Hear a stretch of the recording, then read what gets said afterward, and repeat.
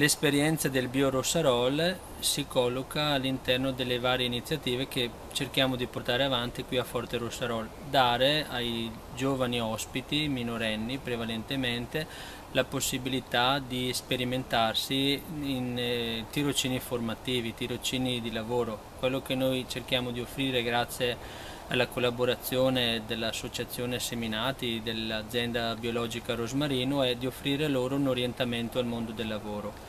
Cosa intendiamo? Cose molto semplici: la puntualità, l'essere presenti sul campo, nell'essere a lavorare, imparare a gestirsi delle piccole responsabilità, ad esempio tagliare l'erba, pulire le serre, e lavorare con gli altri, piccole esperienze che a volte diamo per scontate ma per questi ragazzi sono veramente importanti, per cui aiutare loro a inserirsi in questo nuovo mondo che a volte è molto lontano dalle loro aspettative, per cui questo è aiutarli a muovere i primi passi in un mondo nuovo, diverso.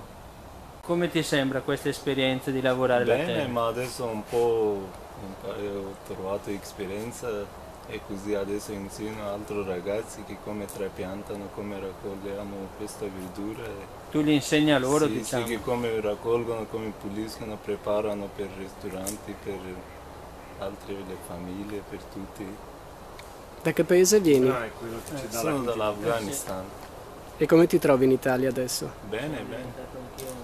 2 anni fa, in collaborazione con il Centro 2000 Anni e la COGES, che ho incontrato all'interno di AIRES, che è il tavolo dell'altra economia del Comune di Venezia, abbiamo cominciato a costruire questo percorso insieme che abbiamo chiamato Bio Rossarol.